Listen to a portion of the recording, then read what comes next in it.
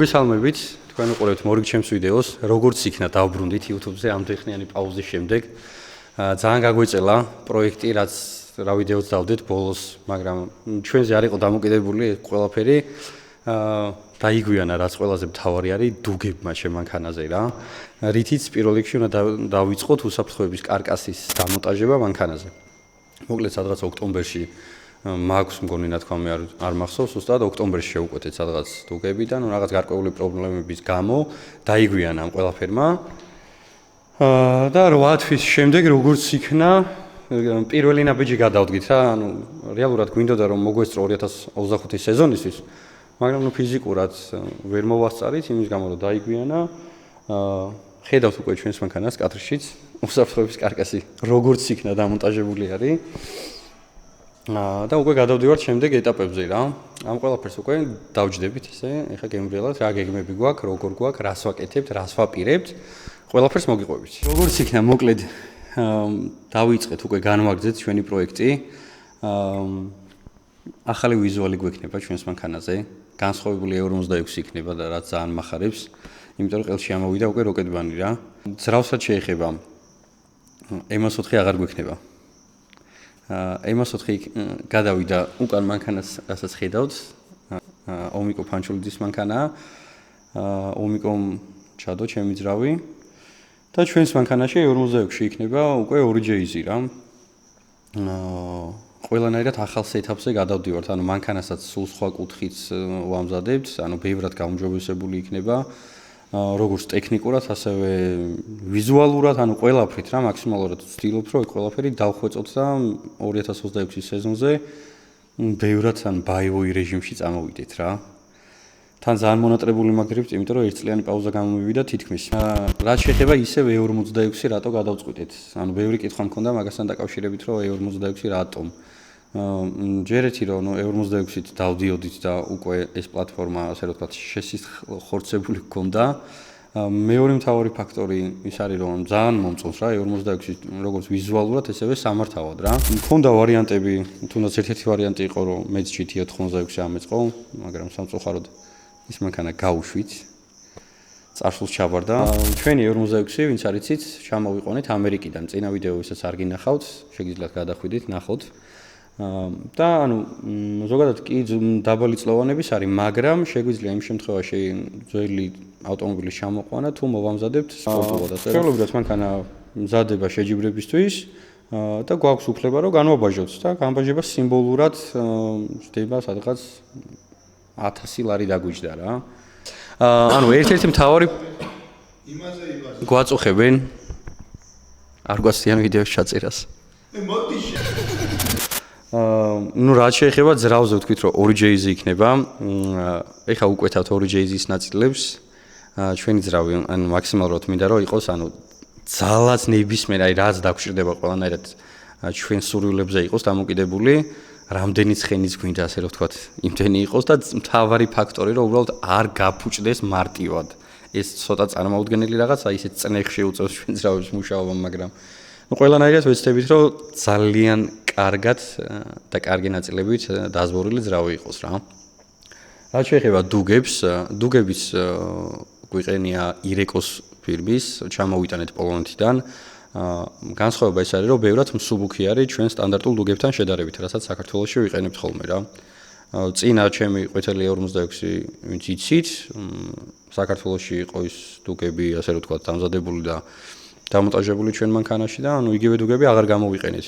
იმიტომ რომ კიდე წინდა რამოდენიმე ნაბიჯით გვირჩევნია წავიდეთ, გავაუმჯობესოთ ყველაფერი მანქანაზე და ტექნიკურად ბევრად უკეთესი იყოს.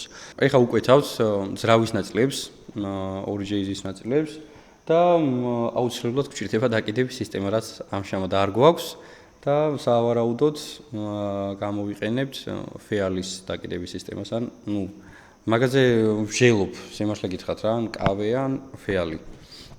გადავწყვიტავთ და რომელიც საჭირო იქნება ჩვენთვის, მაგას შევიძენთ.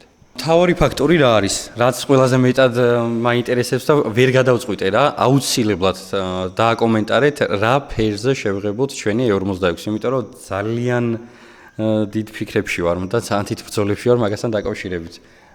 ვერ გადავწყვიტე ფერი, ასე რომ თქვენს აზრსაც გავითვალისწინებ და და დააკომენტარეთ რა ფერი შეიძლება იყოს ჩვენი 46. ასე რა თქმა უნდა არხის გამოწერა არ დაგავიწყდეთ, ვიდეოს დალაიქება და ვეცდები რომ უბრალოდ ვიდეოები არ მოგაკლოთ. ერთ-ერთი მთავარი სამწუხარო ამბავი ის არის რომ ჩვენი მანქანა ყვითელი 46 აღარ არსებობს. всё, გარდაიცვალა, ჯართების სასაფლაოზე არის უკვე რა. ძველი მანქანიდან განსხვავებულ ფერს რასაც ხედავთ, კარებები არის მთელი, რაც გადარჩა. ხო, არა, კარები არ კაპოტი არ გვიყენია რა, მაგრამ ძველი სული გამოვიყოლეთ იმ მანქანის მაინც რა და კარებები გადავარჩინეთ. დანარჩენი იმ მანქანის აღარაფერი აღარ იქნება. დაკიდების სისტემიდან დაწყებული, არა, მთავარი რომ ძრავიდან დაკიდება, მოხვევა თუ აი თუ რამე დეტალი არსებობს, აბსოლუტურად ნულიდან ვაწყობთ მანქანას რა. მით უმეტეს ამ ყველაფერმა რომ დაიგვიანა და თავის დროზე ვერ დავიწყეთ მანქანის აწყობა, დროში გაიწელა, კიდე გაიწელა ეს ყველაფერი და 2025 წლის სეზონის გამოტოვება მოგვიწია.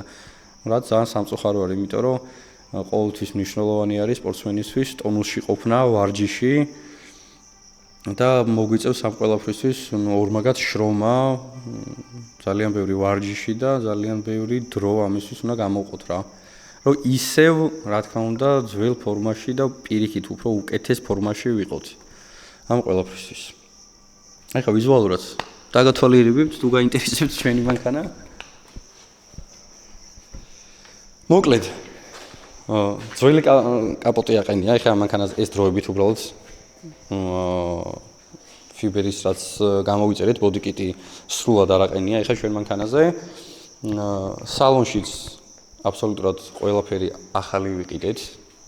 სავარძლები, ანუ კოვშები, ეგრეთ წოდებული, ტორპედო, აი თუ რამე ჭირდება, ღვედები, სრულად ახალ მანქანას ვაწყობთ. გიორგი ამაღლობელმა დაგვაძალა, ანუ ერთი კვირა იმენა მირეკავდა, რომ ბოდიკიტი არ იყიდო უჩემოს, აი მე ეს აიღე და თავიდან არ მომწოდა. იმდენად ჩამიჯდა და იმდენჯერ მითხრა, რომ გადავწყვიტეთ მე ეს უკვე ყიდა. სხვა ისეთი საინტერესო ხა არაფერი არ არის რა, იმიტომ რომ სადღაც ერთი კვირის მორჩენილი არის, ასე ვთქვათ, დუგები, გზაში არის ბევრი რაღაცეები, ნაწილები, ყველაფერი რომ მოირგება მანქანაზე, ანუ ძრავიც, სავალი ნაწილიც, აბსოლუტურად ყველაფერი, მე ერთიანად კიდევ დავშლით მანქანას, შევღებავთ, უბრალოდ მანამდე თხოვნა იქნება, რომ ფერის არჩევანი გქონდეს რა და დაკომენტარება არ დაგავიწყდეთ ვიდეოზე. ეს და ჩვენი მეგობრების მანქანები არის, თუ გაინტერესებთ, გადავიღებთ ამასაც. დააკომენტარეთ ეგეც. გიორგი მოსაშვილის GT86 არის. კოლოფი ვანახოთ რა. მაგაზე გვაქვს კამათი მე და მოსეს. ზოგისთვის ავტომატიკა, ზოგისთვის სეკვენტალი არის, მაგრამ ჩემთვის მაინც ავტომატიკაა და არ მომწონს რა. მეორე მანქანა ომიკო ფანჩოლიძის პირველი სერია. ომიკო უკვე შარშან ჩაერთო სხვათა შორის GDS-ზე. და მან ყველაზე მთავარი რა ძრავი მინდა რომ გაჩვენოთ და რატო ჩემი მანქანა ვისაც ახსოვს იცის რომ იყო იმას 4 და ჩემი ძრავიდევს აქ იმას 4 რომელიც ბოლო სეზონი მე მქონდა აი სახეს ვაძრობდით ძრავს აი რავი რას უშვებოდით ბევრმა იცის ძრავზე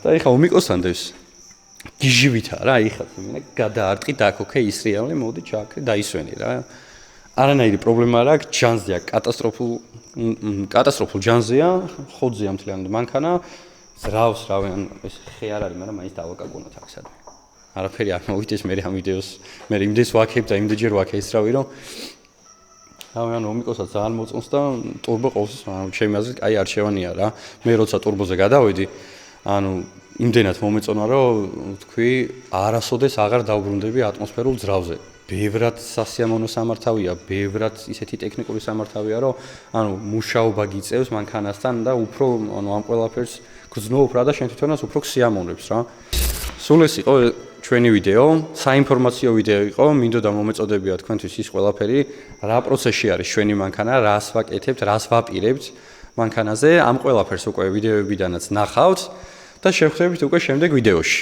აბა დროებით. ვიდეოს დალაიქება არ დაგავიწყდეთ და არხი გამოიწერეთ. კარგად.